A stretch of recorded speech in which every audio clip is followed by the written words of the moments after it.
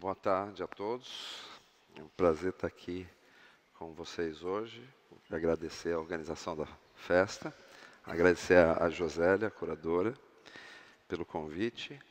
E quando surgiu o convite para mediar, aqui para moderar a mesa com a Pilar, eu fiquei um pouco assustado. Eu não a conhecia pessoalmente.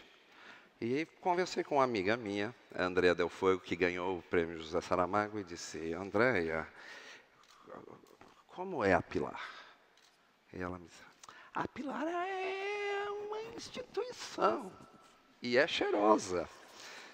E na verdade, eu fui olhar mais de perto essa instituição humana e não parei de me surpreender. Então é um grande prazer pessoal para mim estar aqui. Pilar del Rio é várias coisas, muitas coisas. Ela é jornalista. Disculpa, ¿ya no soy una Perdão. institución? Perdão? Não, não é. Já não sou, não? Não, isso é a impressão dela. Não, é para saber como hay que falar. Não, se como ser humano não. ou como instituição. Humana, fala-se. Enfim. Então, jornalista, tradutora, ativista, presidenta da Fundação José Saramago, continuadora do legado ideológico do seu marido, com quem, enfim, primogênita de 15 filhos. Enfim, tinha sonhos de servir, de ser missionária, foi religiosa. Enfim, é um ser muito interessante. Eu espero poder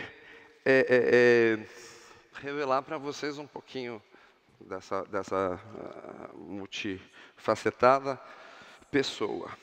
Uma das coisas que a Pilar cuida muito, e com razão, é a desigualdade entre homens e mulheres. É uma preocupação dela na sociedade patriarcal. E a minha primeira pergunta para você, Pilar, é o seguinte: quando foi que você se deu conta, e onde foi que essa desigualdade se lhe revelou? Boa tarde, ante todo. Obrigada por la paciencia de estar aquí. Espero que no sea una hora perdida. Disculpen, no voy a falar portugués. Soy traductora de portugués al español, pero considero que los idiomas son respetables, debemos respetarlos. Y si yo intento hablar portugués, es caótico, es patético. Entonces, por respeto, prefiero hablar un español así, devagariño, bueno, no tanto, y ustedes me van a entender perfectamente. Y por favor, nunca, nunca, nunca, nunca me intenten hablar en español, porque yo no hablo portugués, pero ustedes tampoco hablan español, que lo sepan. Nunca. Y dicho esto, y agradeciendo también a Yuselia y a estar aquí 15 años después es un privilegio, incluso un milagre ateo. O sea, existen también los milagres para los ateos. Es verdad que José Saramago recibió algún convite muy al principio, no pudo venir y luego ya era imposible por razones de salud. Así fue pasando el tiempo y el año pasado, por razones de amistad con personas que están aquí, vine como espectadora de este magnífico encuentro de la FLIP y de Para Ti, y ahí nació la idea de que había que volver. Y lo manifestamos, y esta mujer maravillosa, Yuselia, más los amigos de Portugal, más la Casa Cais, que este año no está, pero el año pasado sí estaba. En fin, confluyeron para que podamos estar una representación portuguesa que haya vuelto a su otra casa, que es Brasil. Y entonces es magnífico estar aquí y por eso agradezco. Y dicho todo esto, y prometo no volver a hacer respuestas tan compridas. Tú me habías preguntado Onde foi que a desigualdade entre homens e mulheres se Sí. revelou? Normalmente donde aprendemos todas las mujeres que existen desigualdades. Menina, quita la mesa, y lava los platos. Y sin embargo no es el menino, al menos en mi generación. Es verdad que yo procedo de otro siglo. La mayoría de ustedes también, ¿eh? Sí. Son del siglo XX. Yo soy del siglo XX muy mediado y ahí no había el mismo trato. En la casa de niña, es verdad que no en mi casa, que no había mesas que poner ni que quitar porque éramos tantos que cada uno comía como podía. El único sitio de España donde había democracia era en mi casa. Se repartía todo, lo que hubiera, poco. Pero luego vas viendo la sociedad, ves el poder, la dictadura, aparte de ser gris y siniestra y de militares bajitos, era de hombres. Ibas a la iglesia, eran todos hombres. Veías los journals, hombres. Entonces, ¿las mujeres para qué estábamos? Había una mujer importante. Era la Virgen. Era virgen y madre. Entonces, ya desde el principio uno piensa, o sea, una mujer importante es en función de la maternidad y cuidado, vaya a haber disfrutado con el cuerpo. Son preguntas que uno se hace pronto. Luego las respuestas nos conducen por un camino o por otro, pero son preguntas que se hacen. Você disse em alguma entrevista que eu li que a religião e a família são más para o indivíduo e bons para o Estado. ¿Son más? Más para o indivíduo e bons para o Estado. E Pois sim. que a arte e o amor, o seu turno, são bons para o indivíduo e maus para o Estado. Yo acho que sí. Eu também, mas por quê? Que los mandamientos, no se puede hacer esto, no se puede hacer lo otro, no se puede hacer lo otro, nos dirigen la vida, bien comportadas, no cruces las piernas, siéntate derecho.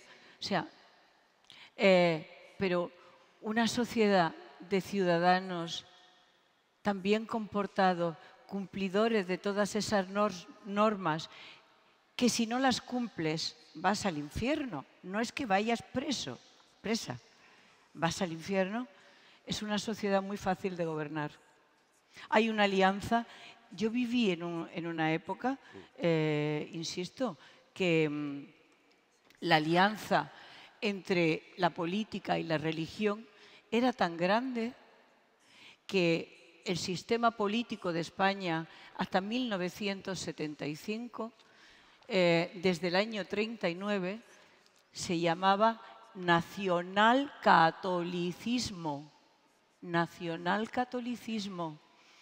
Y los católicos de España podían comer carne la sexta-feira de Semana Santa porque tenían la bula de la Santa Cruzada, que era un privilegio pontificio, ainda me lo sé, que recibían por haber participado en la Guerra Civil de España defendiendo a Franco.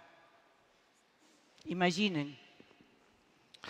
Mas, sobre cidadão, você diz que as pessoas preferem, hoje, no Brasil, acho que no Brasil isso é muito claro, mas não apenas no Brasil, que as pessoas hoje preferem ser consumidores passivos a cidadãos mestres ou protagonistas do seu próprio destino.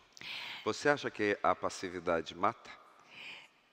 Yo acho que la pasividad mata y nos está matando, como sociedad, como civilización, como países, pero porque ser ciudadano activo dá muitísimo trabalho. Claro. Dá trabalho. Então, uma pessoa se tem que levantar cedíssimo, ir a trabalhar, ganarse a vida, cuidar a los filhos, cuidar a los mayores, pagar los impuestos, a estar atento a la luz, a los recibos y encima controlar al poder político. Y entonces no lo hacemos y nos ocurre lo que nos ocurre. Mas essa questão, você falou em cuidar. Você disse que sempre gostou de cuidar e você cresceu cuidando, na verdade, porque você sendo a mais velha de 15 irmãos, eu imagino que a sua infância tenha sido ajudando a trocar fraldas, a colocar a criança para tomar banho, etc. Você foi, de alguma maneira, uma submãe. Não uma mãe acessória, digamos assim. E, posteriormente, você, querendo servir, entrou numa ordem religiosa. É uma ordem religiosa, na verdade, as teresianas, não é isso? É um instituto secular, pero se nos ponemos a falar dessas coisas, sí, era muy fácil pasar del ambiente geral donde se vivía desde la religión, era fácil pasar de la caridad a la solidaridad. Era fácil. Aquí en América nació, y concretamente en Brasil, y concretamente en Pernambuco, pero en tantos otros lugares, la teología de la liberación. Entonces, teología de la liberación. O sea, vamos a partir de una idea religiosa, insisto, de la caridad,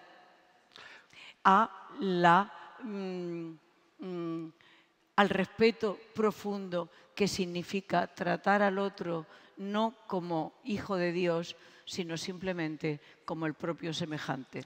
Essa é a sua religião? ¿Eso es religión? Essa é a sua religião? No, yo no tengo religión. Yo lo que tengo es mandatos humanos. Y el primer mandato es respetar a los otros. Y exijo respeto también, ¿eh? Falando de mandatos, Pilar, dos, digamos, mandatos da Fundação é uma intervenção cívica baseada em determinados valores e, ao mesmo tempo, José dizia que ele tinha ideias para novelas. Você tinha ideias para a vida. Ele não sabia o que era mais importante. Eu tenho uma certa suspeita. Os escritores são fantásticos para os escritores são fantásticos para bolar frases e ficam tão contentes com suas frases. Quais são as suas ideias para a vida? Quais são as ideias que você está implementando e que você quer implementar? Desde logo, não algumas das que tinha Saramago. Não, algumas ideias que Saramago tinha. Ele disse um dia, porque Pilar, então o jornalista perguntou a ele, Pilar, que espera de Pilar? Que você espera de Pilar? Saramago disse, capacidade de produzir frases, que continuar, que continue. E depois ele disse, mas eu não queria estar na pele de Pilar depois que eu morrer. Então, por que dices isso? Então, por que você disse isso? E disse em público, porque se tivesse dito em particular. Porque está no filme, no documentário José e Pilar. E aí?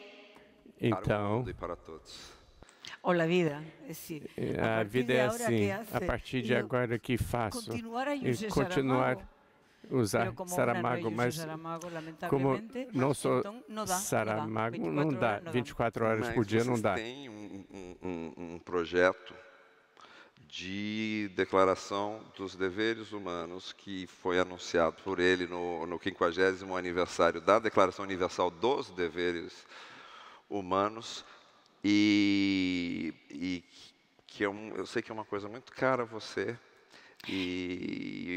Você pode falar um pouquinho mais disso para a gente?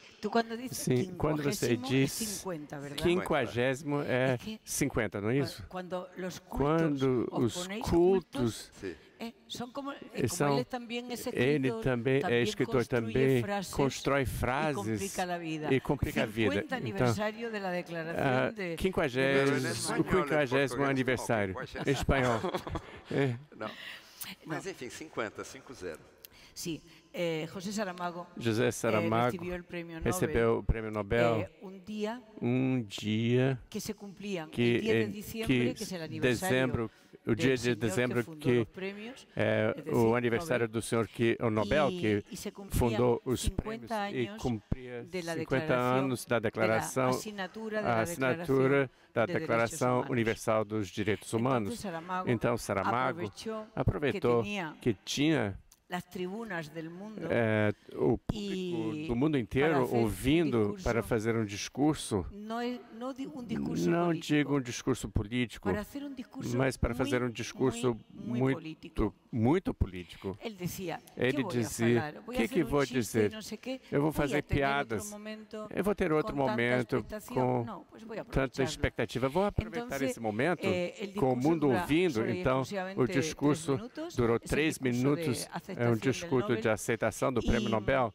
E Alexandre, se não se importar, eu vou ler 2 fragmentos do discurso. Ele pode começar lendo para que saibam por que Saramago, naquele dia, decidiu falar de direitos humanos. Eu vou ler depois outro fragmento para que entendam porque a Fundação José Saramago, o que nós somos, o que nós temos, o que podemos, o que sonhamos, está colocado nesse projeto da Declaração Universal do que vou dizer depois. Tenham um pouco de expectativa sobre o que vou dizer, que é muito interessante.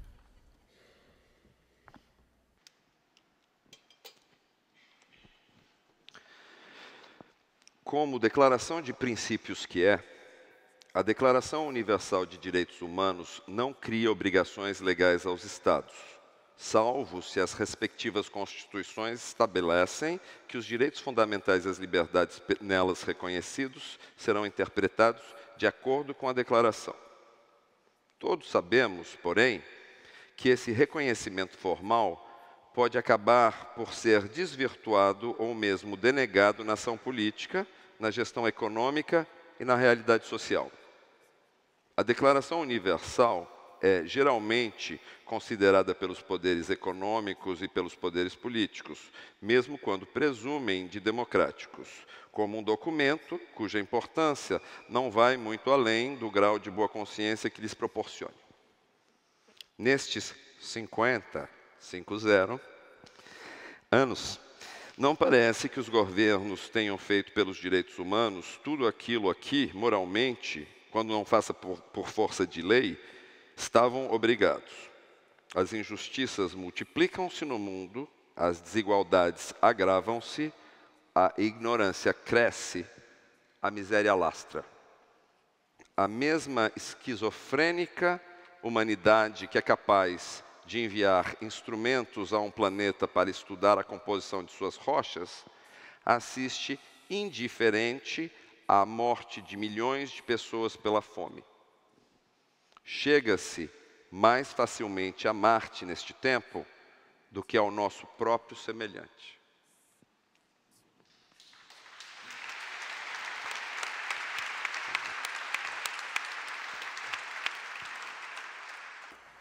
E agora, a segunda parte dessa mesma declaração, que é o que estamos trabalhando na Fundação José Saramago.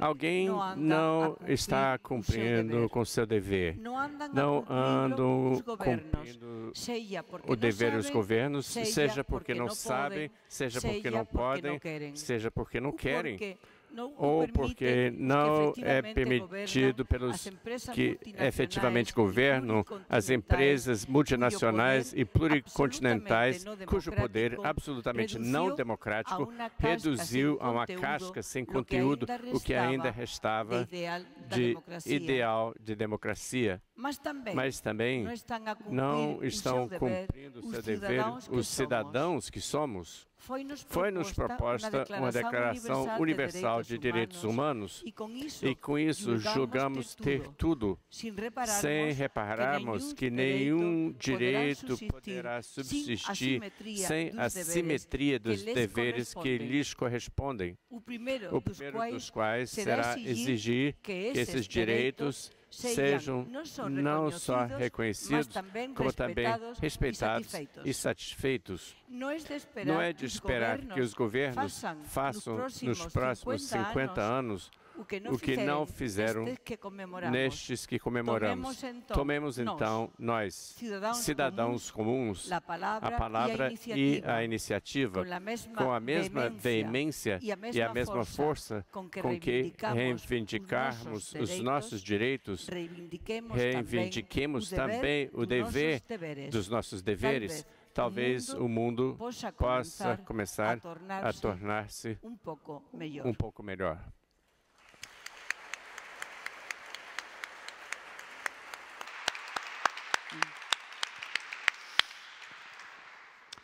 Pues y es esto. E esta é a declaração. Essa declaração consta no que estamos trabalhando na Declaração Universal dos Deveres Humanos.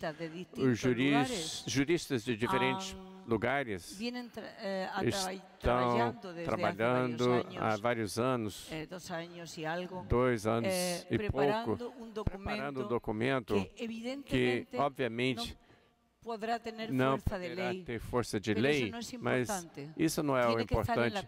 Tem que estar na consciência dos cidadãos, que somos nós, cidadãos, os protagonistas do nosso tempo, que não são as pessoas em que votamos nossos representantes. Eles não vão abrir o caminho. Sim, podem fechar os caminhos, mas não abrir. Somos nós que temos, com o nosso voto, com nossa capacidade, nós que temos que nos organizar na vida. E nessa Declaração de Deveres Humanos, o primeiro dever é fazer cumprir os direitos, todos os direitos, liberdade de expressão, liberdade de informação, liberdade de associação, mas também liberdade de ter acesso à moradia, a trabalho, à saúde, atendimento médico, direitos sociais.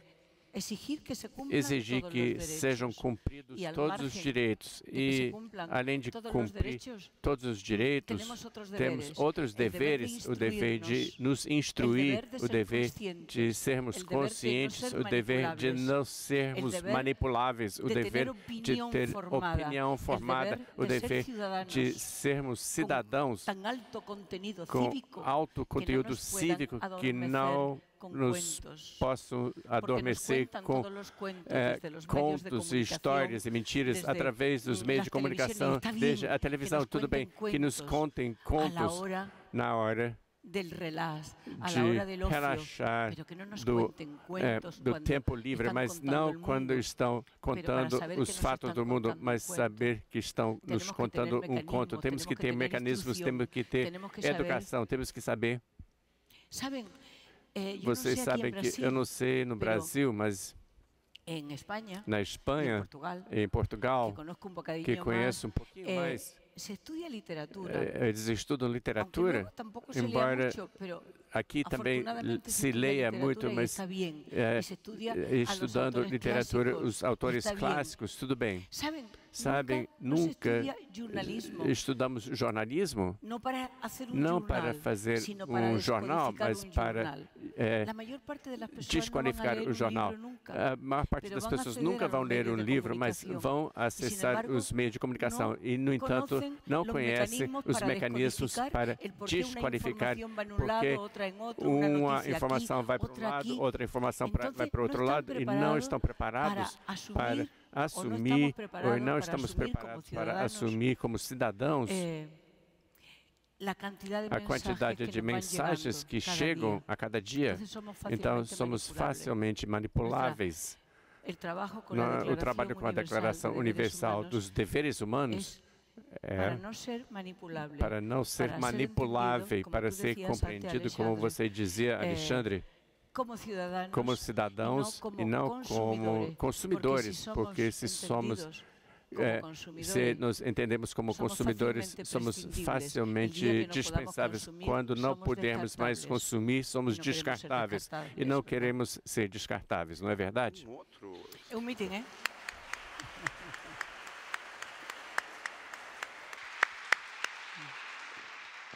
Um outro mandato que vocês têm, que a Fundação tem e que você comanda e organiza, é uma aproximação entre a Europa e a América Latina. Você me disse, e também já disse em outras entrevistas, que Saramago lhe deu uma língua e você lhe deu um continente, a América Latina. E nesse projeto, de alguma maneira, não sei se isso foi deliberado ou não, vocês se mudaram para Lanzarote, que é uma ilha nas Canárias, e que fica, digamos, simbolicamente,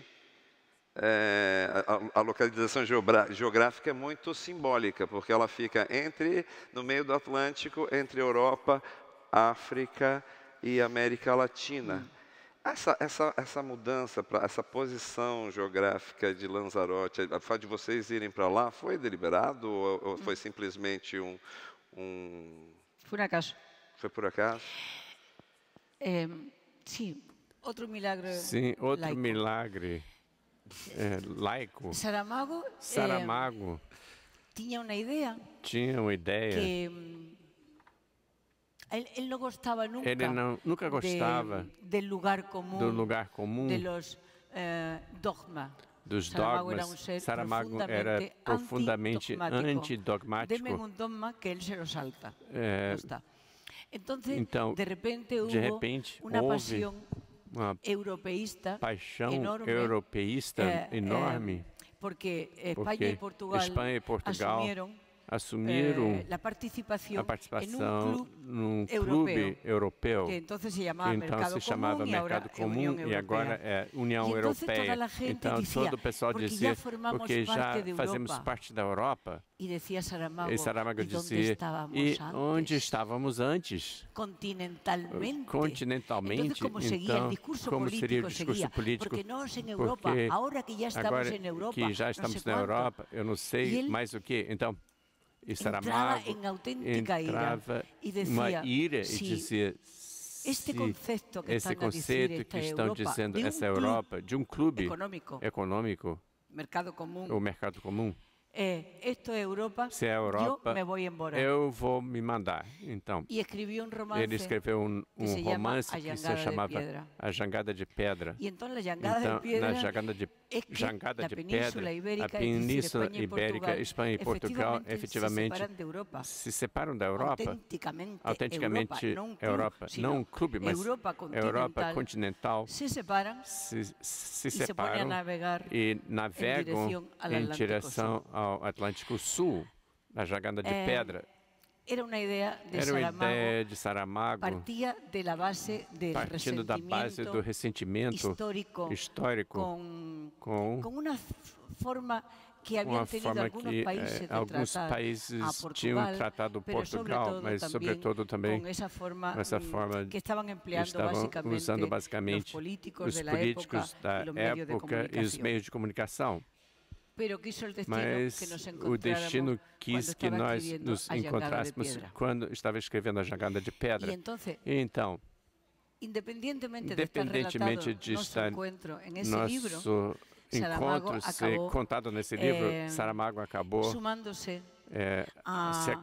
juntando, aliás, a paixão que ele tinha por este continente. E ele era mais próximo ao Brasil, mas já conhecia outros países das Américas, que chamava América do Sul e não América Latina, porque há muitos povoadores nesse continente que não falam idiomas do latim, que não provém do latim. Então, se agudizou. Ficou esse interesse mais agudo, ele se tornou um militante das relações intercontinentais e temos um pé então nesse continente, na América. Quando Os imbecis dizem América, se referem aos Estados Unidos. Ele sempre ficou perplexo. América, onde estamos os mais? Brasil não é América, Argentina não é América, Peru não é América, Estados Unidos, América é um continente. Então, ele ficou mais fascinado com essa parte da América e nós fomos, ao longo da nossa vida, animando com esse projeto transibérico, não latino-americano, não ibero-americano, transibérico, sair da Península Ibérica para vir também aqui e ter uma casa com tantas pessoas, com tantas culturas, com tantos idiomas como tem na América Latina, nessa América, aliás, perdão. Você disse que em Jangada de Pedra José escreveu sobre o encontro de vocês. Você pode contar para a gente como foi esse encontro? Pensei que não me ibas a perguntar. Eu achei que não ia perguntar isso. Eu já sei. Porque aqui vamos falar de amor também, claro, ou algo disso, vamos falar sobre amor também, não é isso? Como não? Pois, aí então, existe um encontro entre dois personagens no hotel em Lisboa. Um hotel. Bar do hotel, no quarto. O bar do hotel, não no quarto do hotel. Vino depois. Isso veio depois. E não está no livro. E não consta no livro. Então, está o protagonista. O protagonista está e Joana Carda, vem a outra pessoa.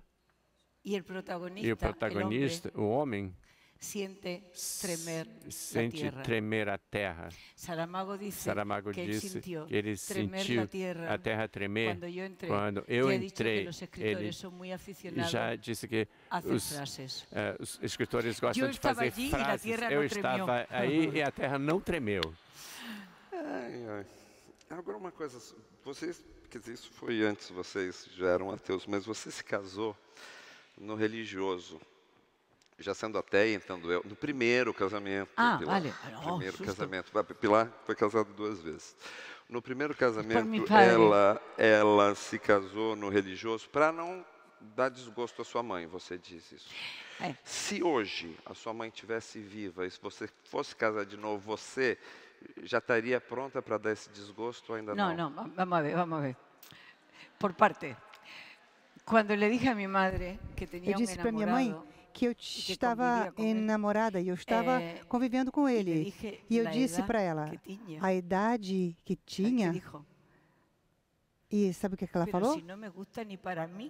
Mas não serve nem para mim? Como é que você foi gostar de um homem com essa idade? Minha madre não gostava muito de homem, porque havia tenido 15 filhos, ele tinha tido 15 por homem. Bom, tinha tido 15 filhos feitos mesmo. Bom, isso é uma crueldade, né? A família dele. Não te parece que uma crueldade uma mulher? ¿No te parece que es una crueldad una mujer haya tenido 15 hijos? É por isso que eu me casei na igreja, para que meu pai não se aborrecesse e fizesse outro filho, porque nós já tínhamos 15. Porque você nunca sabe como são as reações dos seres humanos. Não, a minha mãe não quis ter 15 filhos, na minha família foi assim. Porém, o meu pai considerava que os filhos tinham que vir conforme fosse a vontade de Deus. E por outro lado, como a Espanha tinha ficado desabitada porque tinha havido uma guerra civil e em seguida a guerra mundial, precisavam de jovens, então começaram a fomentar a natalidade. E um filho mais, que bom, que alegria, que maravilha.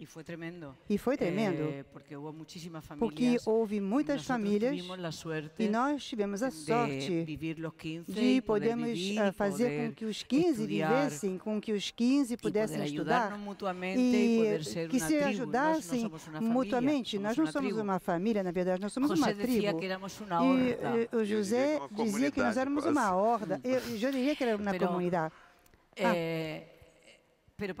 Mas para muitas pessoas, as coisas não foram fáceis, foram muito duras.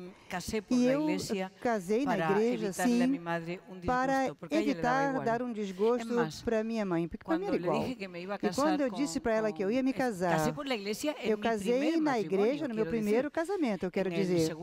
No segundo, não. Então, no segundo, eu disse que ia casar, e ela disse, e por que você vai casar? Eu falei, porque eu quero, gostaria, quero estar com esse homem. E ela disse, mas se vocês não acreditam no pecado, por que vocês têm que casar? Porque para minha mãe, o casamento era um jugo para a maior parte das mulheres, aliás.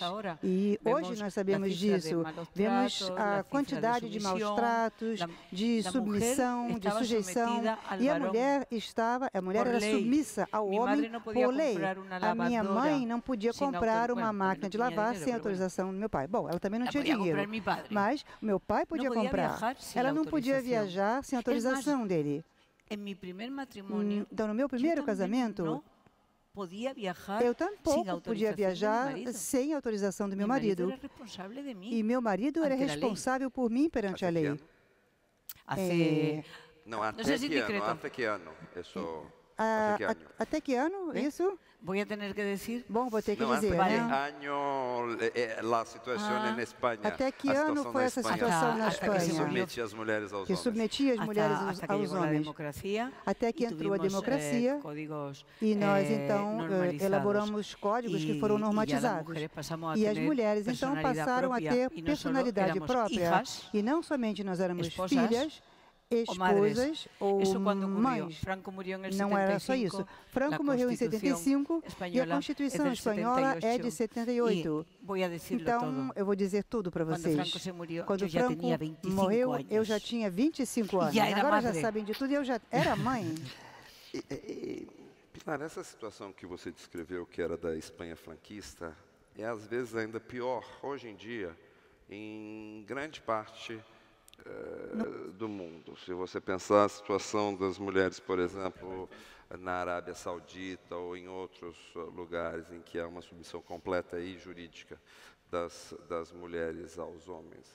Qual é o recado que você daria às mulheres que estão ainda sob esse patriarcado? Bem, em primeiro lugar, eu peço solidariedade por parte daquelas que já não são mais dependentes desse patriarcado. Porque isso é uma coisa muito importante. Ou seja, é muito fácil quando você tem hegemonia sobre a sua própria vida e meios econômicos para subsistir e dizer, bom, então, vamos ser independentes. Hoje, pela manhã, na casa Amado e Saramago, para a qual eu convido vocês que passem aí e vejam e aproveitem, contemplando a cordialidade desses dois grandes escritores, Jorge Amado e José Saramago. Nós tivemos um testemunho impressionante de uma menina muito jovem. Para resumir, foi vítima de uma tentativa de estupro. Conseguiu escapar. Foi a denunciar. Denunciou. E se riram dela. E riram dela. Total, não havia sido violada. Porque, na verdade, ela não tinha sido violentada. Quase violentada, mas não totalmente. A família chegou a dizer, bom, você fez alguma coisa, não jogue em vergonha sobre nós, não conte isso, porque se você contar que esteve a ponto de ser estuprada, você vai envergonhar praticamente toda a família. E estando em casa, com essa sensação, hoje há gritos na casa ao lado. E era a vizinha que estava sendo maltratada, estava com o rosto todo ensanguentado. Ela ajudou, ela enfrentou o marido. Sofre problemas por esse Sofre por causa disso, por causa desse tema, porque ela já não vai poder voltar para casa, o marido da amiga está ameaçando. Então, qual é a solução? Final da história, a mulher maltratada tem que voltar para a casa do marido. Porque ela não tinha outra maneira de viver. porque provavelmente ela não foi preparada para ter um trabalho, ou talvez ela tenha tido que abandonar o seu trabalho, e porque tinha prole, filhos, e tinha que estar junto ao marido. Então, é claro que nós temos que dizer que, bom, temos que sair do patriarcado, mas, por favor, será a educação, seremos os que estamos fora, seremos as que estão fora, as que estão vigiando que haja leis e esse homem maltrata alguém, ele tem que ir embora. E que ele vá imediatamente e que não ameace todos os vizinhos que deram suporte a essa senhora. Somente essa menina, porque os outros ouviam os gritos e não saíram. E não saem. E não saímos. E todos os dias há mulheres vítimas de maus tratos em todo o mundo. Suécia,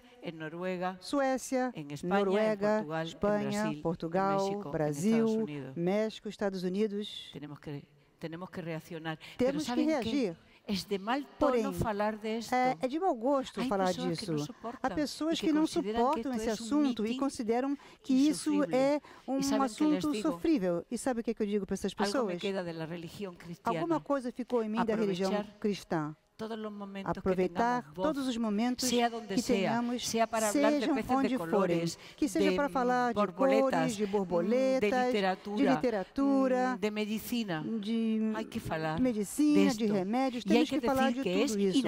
E temos que dizer que é inadmissível, que nenhum ser humano é superior a outro, se considerar superior a outro, nem poder econômico, nem por gênero, nem por qualquer coisa que seja. E temos que dizer isso. E quando há uma pessoa que se aborrece, essa pessoa você tem que olhar para ela com muito desprezo e dizer, você tem algum problema sexual?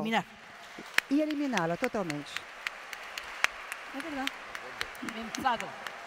Fica aborrecida, sim.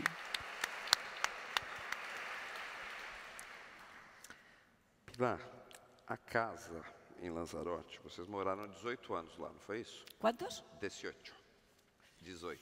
Deve ser. Sim. Uma vida. E esse ponto de encontro geográfico, de alguma maneira, ele também se traduziu em relações humanas e amizades. A casa acabou virando um ponto de encontro. Pois foi. Quem foi isso. A casa mais? Quem eram os amigos? O que vocês faziam? O que significa? Mira. Frequentava, obviamente, frequentavam mas vieram, sim, a Lanzarote. Vieram à nossa casa pessoas maravilhosas. Desde Bertolucci, que lhe caíram dos lagrimones quando a minha irmã, que mora ao lado, disse para ele, ele ficou muito emocionado. Bernardo, há 30 anos nós vimos o seu filme Il Novecento.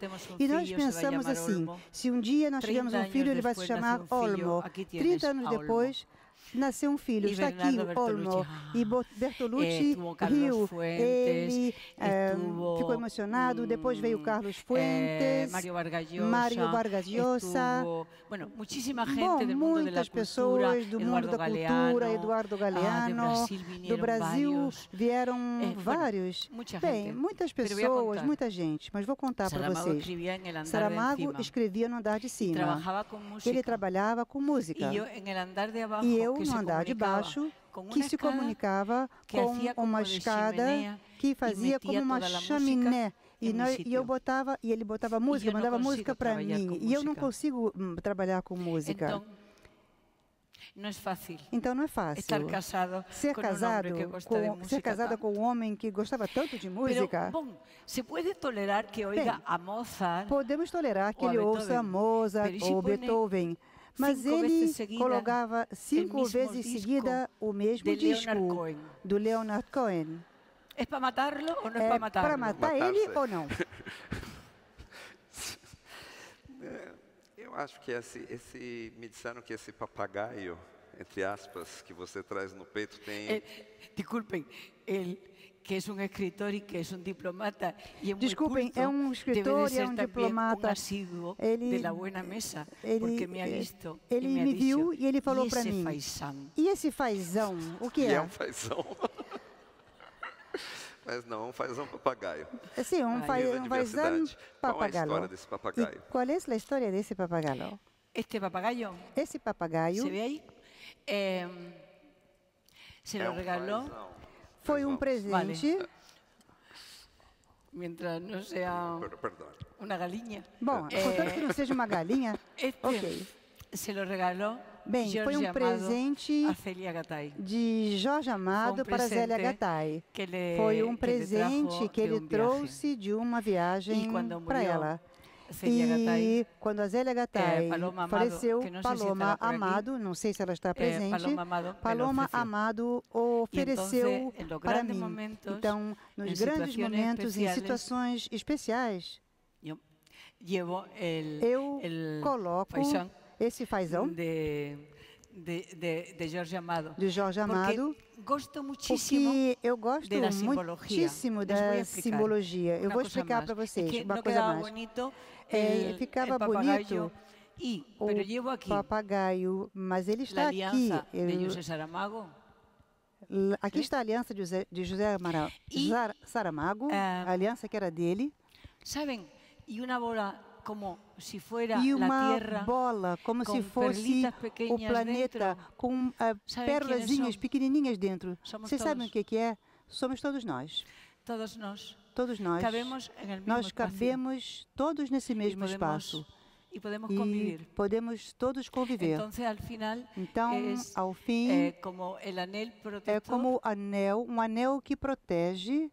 E nós. E nós, conosco.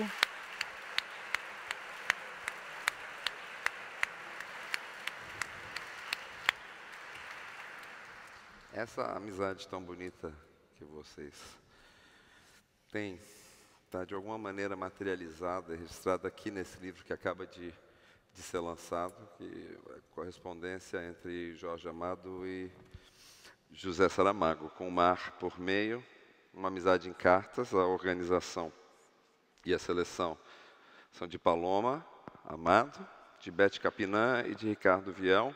É um livro maravilhoso, são 8 anos, não é verdade, de correspondências entre os dois, entre Jorge Amado de um lado e José Saramago de outro. E sabem, é lindo o livro. Esse livro é lindo. Vocês vão descobrir que os escritores, é verdade que fazem frases. Eles fazem frases, ok, isso é verdade. É a terceira vez que eu estou dizendo isso. Os escritores constroem frases. Mas, quando estão juntos, não falam de mistérios, não são pessoas que fazem transcendentes. Não são pessoas assim transcendentes. Então, falam de tudo. Eles falam de tudo. São fases, ou postales, ou frases, cartas que ou expressam preocupações concretas, situações onde falam de preocupações concretas de uns, de outros, mas porém com um grande senso de humor e também com um grande respeito, não só de um em relação ao outro, mas também em relação à literatura que eles representam. Vamos ver se conseguimos que se publique fulano ou mengano, vamos ver se a gente consegue publicar o fulano ou Beltrano, vamos publicar isso, aquilo. Então, são maneiras de ver. E, principalmente, sabem o quê? Uma notícia nova do Jorge Amado e de José Saramago. Nós pensávamos que tínhamos tudo, mas isso estava faltando. E ainda mais juntos, é uma ótima notícia que nós recebemos. Você já disse que não é viúva e muito menos desolada. Pois não. E que é ótimo, por sinal. Sou uma instituição. Claro, uma instituição humana. Mas, e também já disse que não está no mercado do amor, o que eu acho que é um pouco... Perdão? Que você não está no mercado do amor. Isso eu não lo dito. Não, isso eu não falei, não. Então entrou. Isso lo habéis dito outros. Ótimo, então bom saber. Então quer dizer que você se imaginaria numa situação análoga que você já viveu, só que do outro lado, atualmente você poderia encontrar uma pessoa... Tu me está propondo algo? Você está propondo alguma coisa? Isso é uma proposta? Eu teria de mudar...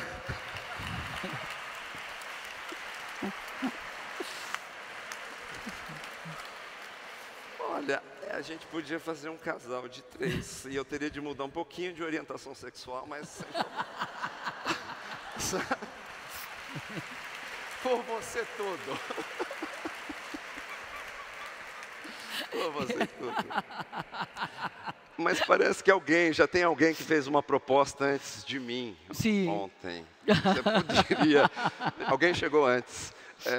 Você poderia falar disso um pouquinho? É uma brincadeira, mas... Da proposta sentimental da proposta sentimental que eu não recebi? É isso? Você quer que eu fale? Proposta sentimental nula? Você vislumbra essa possibilidade de a Terra tremer por alguém? Eu vislumbro. Eu vislumbro. Outra coisa é que alguém me vislumbra. Bem, alguém está me vislumbrando a mim mesma? Perdão, mas me encantaria Desculpem, poder dizer. mas eu gostaria muito de poder dizer. Já recusei várias vezes. Sim. Também me recusaram? Sim. Ontem mesmo. Ontem mesmo? Sim, claro. Lázaro Ramos, le pedí matrimonio Lázaro Ramos, eu pedi a ele em casamento em público. E já estava, não, ele em público ha dicho. E ele publicamente disse, que maravilha, que beleza. Pero pone em cópia a sua namorada. Mas e aí? Assim não serve. Eles podem, alguém pode dar essa informação para a namorada dele. E um dia também a Paloma Amado escreveu um artigo muito indignado com alguma situação concreta que havia no Brasil. Sim, há algumas, não para que ela estivesse indignada. Então, ela disse, eu quero ir embora, eu quero... Ela estava tão indignada que eu pedi um português em casamento para adquirir a nacionalidade portuguesa e para poder viver em Portugal. Mas o homem já era casado e a mulher dele não concordou. Isso eu posso. Isso eu posso. Vale. E então eu lhe escrevi a Paloma Amado. Aí eu escrevi para Paloma Amado e falei para ela. Mas nós duas podemos casar, já é possível. Podemos casar tu e eu e aqui você na nacionalidade. E aí você vai ter nacionalidade? E ela respondeu, não vai dar, não. E eu falei, mas então... Um ato de solidariedade. Seria um ato de solidariedade entre mulheres e você vai recusar? Ela disse sim. Eu acho ótimo, mas se você quiser também eu abro uma exceção para você. Vale, logo falamos. Bom, tá bem, depois a gente combina. Deixa eu pensar, olha... Pero vamos que aberta estou, Mas eu estou aberta, enfim, a tudo. Eu não sei se eu sonhei, se eu li isso em algum lugar, mas você tem pavor de aviões? Tenho. Sim. Como é que você lida com isso viajando tanto? Amigos que viajam Meus em amigos avião. Que viajam de avião. Saibam que vocês viajam graças àqueles que têm medo. Garcia Marques escreveu isso e é a palavra desse autor. Ele disse, Garcia Marques falou que também ele detestava aviões. Os aviões ficam no alto graças ao medo dos passageiros. Estão todos tensos, estão todos assim. E o voo se faz. Quando o insensato está descontraído, pronto, o avião cai. Tenho medo. Eu tenho medo, sim. Mas eu também tenho pílulas, comprimidos. Qual comprimido que você toma? Me dá igual. Tanto faz. Contanto que sejam comprimidos. Sim, tem vários. Até uma bebida, um pouquinho de álcool. E do Papa? Você como ex-católica do Papa Francisco I, o que você acha? Acho bem.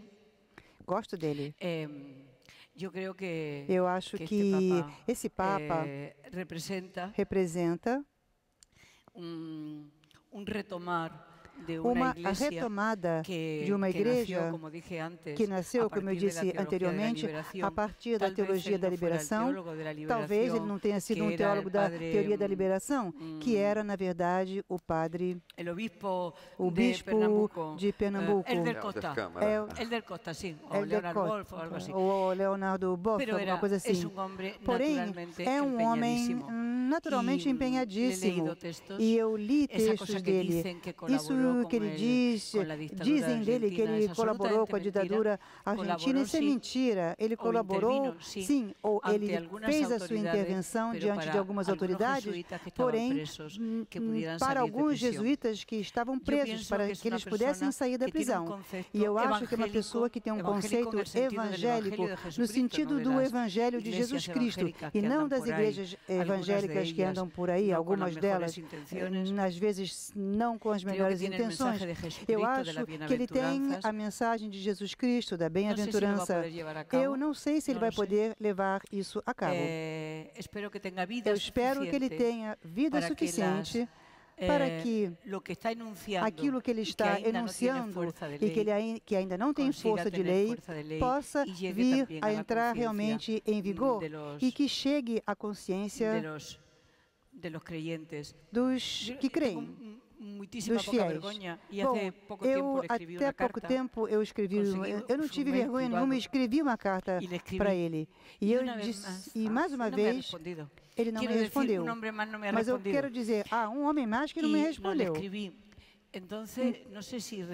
Eu não sei se ele recebeu o e-mail, porque eu fui tão boba que no final eu disse, não vou mais usar esse e-mail, não vou dar para ninguém. Então não posso perguntar se ele recebeu.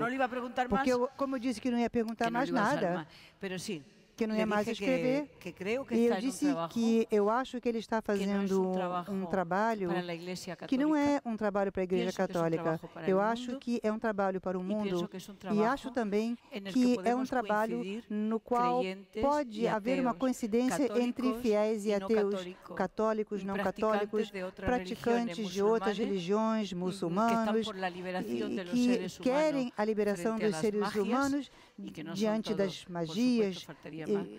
Bem, não são todos também, existem os terroristas, é claro, e acho que ele quer um projeto social comum e coletivo. Eu acho que eu gostaria de participar e eu passei a ele a Declaração dos Direitos Humanos, porque me parece que é um complemento ao projeto que ele tem, no sentido de que haja uma sociedade mais justa e que não seja o império da lei, da selva, do capital desolador dos continentes e das pessoas. Eu tenho aqui, Pilar, uma pergunta da plateia.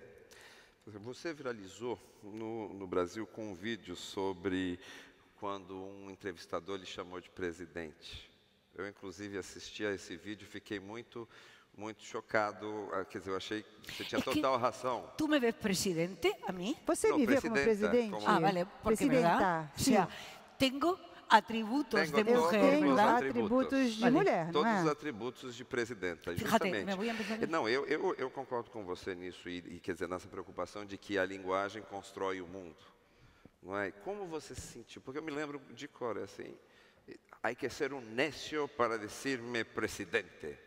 Soy presidenta porque não havia presidente, porque não havia presidenta. Porque soy mujer. Porque eu sou mulher? Não, mas a pergunta, só para acabar a pergunta, aí eu já te solto. Como é que você se sentiu, além da questão específica da linguagem recriando o mundo e a gente forçando a linguagem para criar um mundo que a gente quer, como é que você se sentiu viralizada na internet? É que como não me enterei... eu não me dei conta, não soube. Logo me lo dijeron. Mas me disseram logo em seguida. Deixa eu dizer uma coisa para vocês. Um trabalho de casa. Trabalho de casa. Mirem por favor, dicionários de português. Olhem em dicionários de português. Dicionários de português, de português do Brasil e dicionários de português de Portugal. Em todos eles há duas linhas. Um que diz presidenta, mulher que preside. Esposa del presidente. Esposa do presidente. E na linha de abaixo pone, e na linha abaixo diz presidente. Homem que preside. Homem que preside. Esposo da presidenta. Não diz marido da presidente, nem marido da presidenta, mas estão os dois. Primeiro presidenta. Não tínhamos presidenta? Não tínhamos. Não tínhamos presidenta. Somos conservadores? Sim, somos. Sabem o que nós temos? Preguiça intelectual. Como nunca foi utilizada essa palavra. Quando eu recorri a esse termo, porque não havia mulheres presidindo. Então, nós entendemos que todos eram presidentes. E reproduzimos, sempre. E as pessoas boas, continuamos repetindo, esta mulher, a presidente. Desculpem, e está incorreto. É uma falta. Se eu fosse professora, essa pessoa seria suspensa, porque existe a palavra. E existe também a outra face da moeda, que considera que a mulher, pode aceder por razões X a funções de presidência. Mas não vamos conceder a ela esse benefício. Será uma piada. Não vamos nomeá-la, porque o que não é nomeado não existe. Então, a cada vez que nós, mulheres e homens de boa vontade, dizemos a presidente, estamos ignorando que existem mulheres.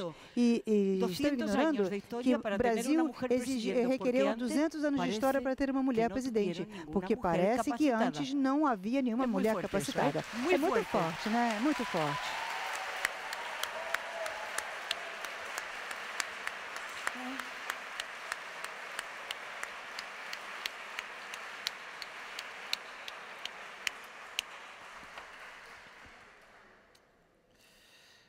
Eu não sei se a plateia tem mais perguntas. Se vocês quiserem fazer uma pergunta, o momento é agora.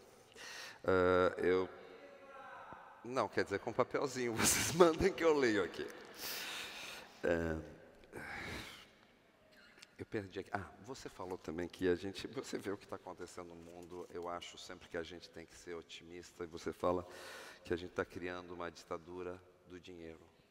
Isso tem a ver com outras questões que a gente tem falado aqui. O que fazer para... Ser consciente. Ser consciente. Hoje nós teremos uma mesa completamente diferente dessa. Eu espero que eu não tenha decepcionado vocês muito. E vamos falar de ciência, de cultura. E eu sempre penso que a ciência e a tecnologia são absolutamente imprescindíveis para que nossa vida se torne melhor. Mas elas devem ser governadas pela ética. Então, é imprescindível para todos, para tudo, que nós sejamos governados, que a nossa razão seja governada pela ética. Porque se não tivermos ética, efetivamente, quem vai poder dizer que poderia haver governos de narcotraficantes, como já foi demonstrado em alguns países do mundo, governos canalhas? Eu não estou falando de nenhum país concretamente. Nenhum cidadão desses países, supondo-se que fossem votar, votaram num delinquente. Mas, em seguida, vimos que havia delinquentes que estavam instalados no poder. Então, talvez nós, na hora de votar, devemos pensar nessa ética que deve reger as nossas vidas, que é a nossa consciência. Razão e consciência. Somos seres de razão. E é isso que nos separa dos animais. Justamente, nós temos a capacidade de raciocinar. E a razão pode ser administrada pela ética se nós formos pessoas que usamos essa razão e a usamos humanamente. Então, pessimista, otimista, não sei.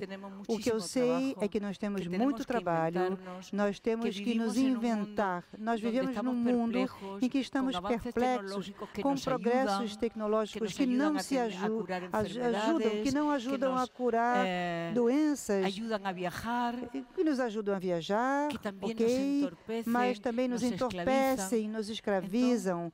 Então, nesse mundo de perplexidades, vamos pensar e vamos deixar levar pela consciência e não somente pelo interesse. O interesse está bem em 3%. Pilar, eu tenho aqui uma última pergunta da plateia. E uma coisa, já falou de várias coisas, mas a gente não falou muito da sua relação atual com a literatura. Com quem? Com a literatura. Sabe aquela vizinha que mora ali? Já estava pensando assim, que era como um enamorado.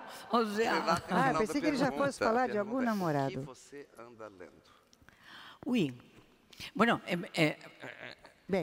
el visionario, como vine a la presentación, por cierto, qué alegría, como decía al principio, venir a una feria, a una flip, donde el protagonista Lima Barreto, negro Lima y con tantas mujeres, tantos invisibles para ser absolutamente visibles, para serem praticamente visíveis, totalmente visíveis, com a nossa força. Para isso viemos. He comenzado a leer la maravillosa biografía de Lili sobre Lima Barreto. Voy leyendo con dificultad. Estou lendo com dificuldade. Porque na minha idade, na que eu tenho agora, ainda que eu reivindique namorados, eu estou com catarata. Tenho que ser operada. Eu tenho que ser operada. E então já me custa bocadinho de já é pouquinho mais penoso o trabalho de ler livro. Enfim, os livros que as editoras põem não estou señalando ao editor. Número 4, não vou dizer quem é o editor. Uma letrinha minúscula. E quando eu abri o livro, eu disse, o que é isto? É um livro para não ser lido. É um livro para não ser lido? É maravilhoso, lo estou leyendo. É maravilhoso. Eu estou lendo Lima Barreto agorinha. Que es lo último que he leído? Qual foi o último livro que eu li? Fanática. Bom, eu sou fanática pela literatura policialesca e também literatura policial e também romances políticos. E o último que eu li foi de um autor espanhol que é Assassinato no Parlamento. O Parlamento da Espanha, Parlamento da Espanha, tá? Então é muito divertido. Muito divertido. E em plan sério.